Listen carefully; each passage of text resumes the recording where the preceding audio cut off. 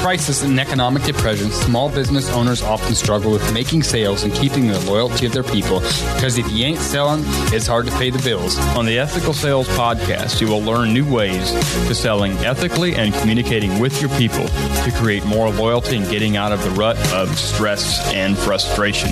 When there is plenty of sales, there should be plenty of profits to keep things flowing smoothly and everybody be happy.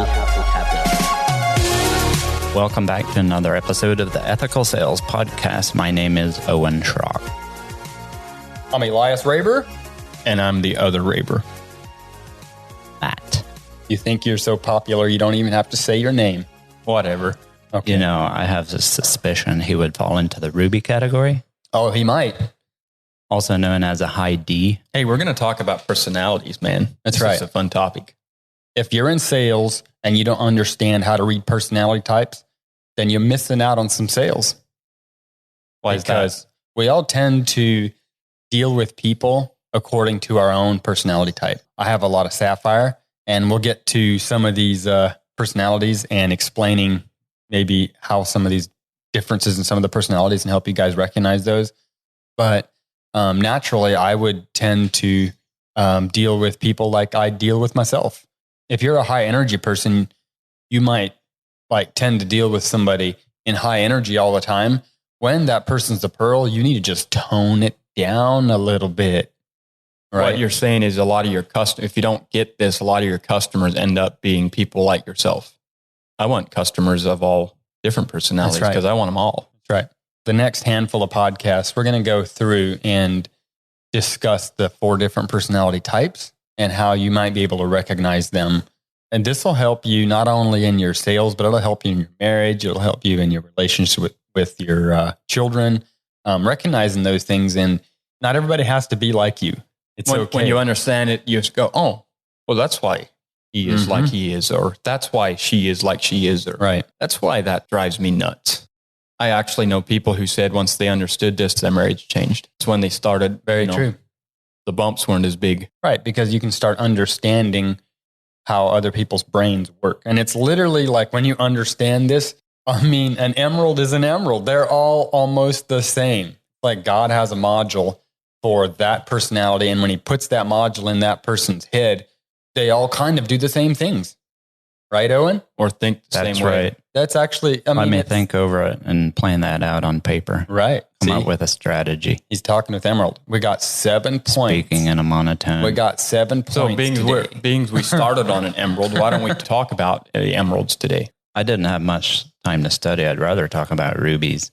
In a nutshell, we'll go into greater depth. But in a nutshell, emeralds are the kind of people that need their I's dotted, they need their T's crossed, and they need some time to think. Yep. They're the neat freaks. They're the people who everything is in order, everything is in place, their hair's combed just right.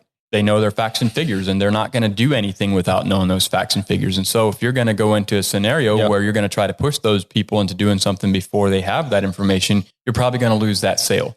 Yep, and you're better off when you're going in and trying to sell an emerald, get him as much fine print as you can, but then realize that he is going to do his research when you're not around. When you were talking, Matt, one thing that jumped out at me is the word information. I know you don't remember saying that, but that information stuck out. I think that's the only thing I remember you saying. I was actually going to say a great closing question to ask an emerald is, do you have enough information to make a decision? That is a great question, and ask it in a monotone style. But information is one thing. Emeralds love to do research. They love to have information, and usually they are correct. Usually they are correct.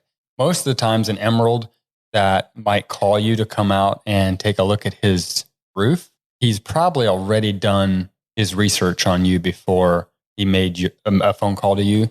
A lot of these kind of people, if you're going to go work for somebody at a cabinet shop, for instance, they're probably an emerald. We've done multiple woodworking shops, and every one of them, the guy was an emerald.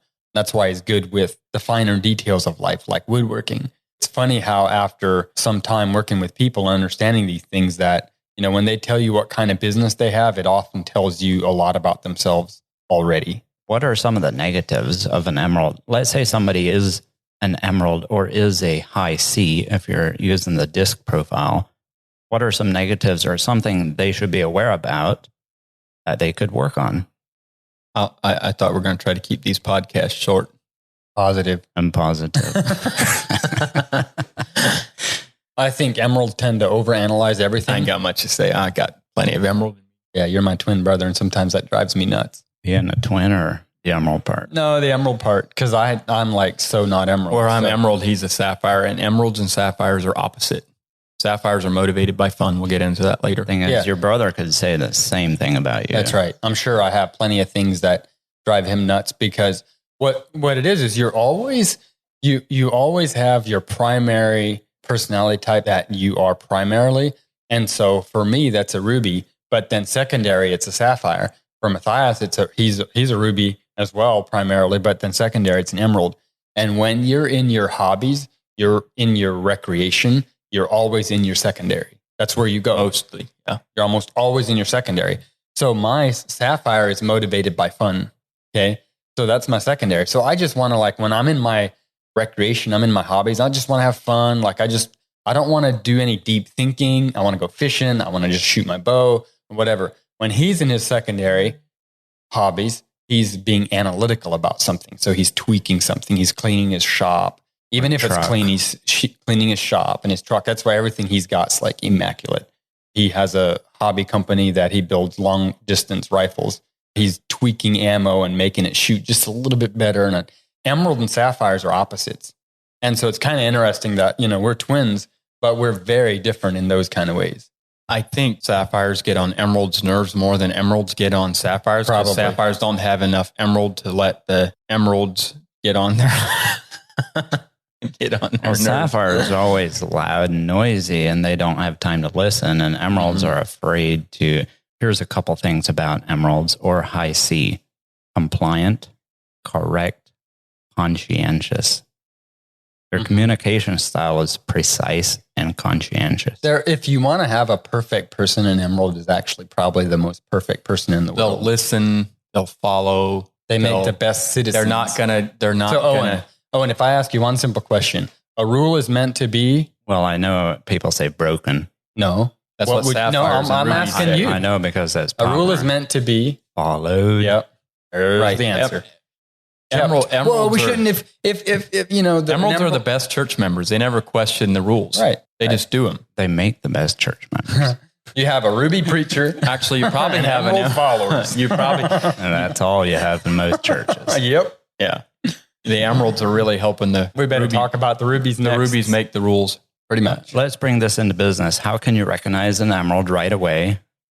And how can you serve him so you get his business? All right, so recognizing, we talked a little bit about it earlier, but they're the people who always got their I's dotted and their T's crossed, and they do that with their clothes and their hair and their handshake and all those things. You walk in his office and everything's in place, you probably know you're dealing with an emerald. If his desk looks neat, doesn't have stacks of papers on it, you're probably dealing with an emerald.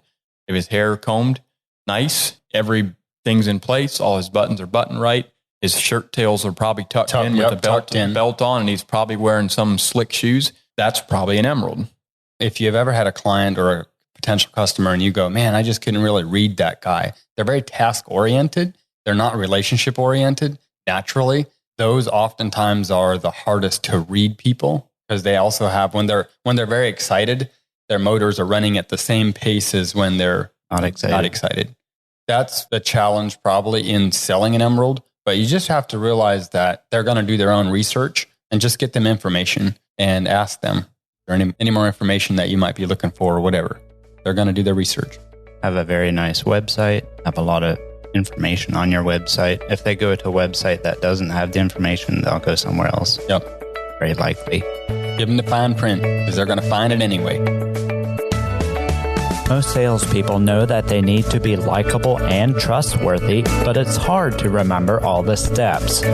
Sales Made Fast and Easy is a printable one-page checklist that helps you quickly understand how your prospect wants to buy, so you can sell your product or service faster, easier, and so you get happier customers and more referrals. With this free checklist, we'll help you discover what motivates prospects to say yes and no, how to use questions as an effective tool for sales domination, why being yourself will make it easier for others to trust in you so you can serve them, and so much more.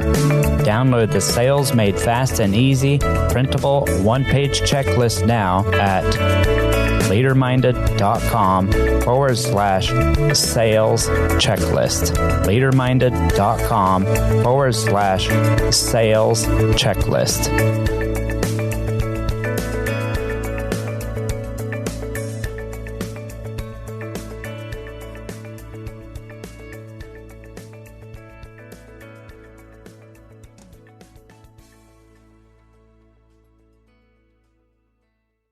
This episode was hosted by the Max Potential Podcast Network. Find more great shows at maxpotential.com.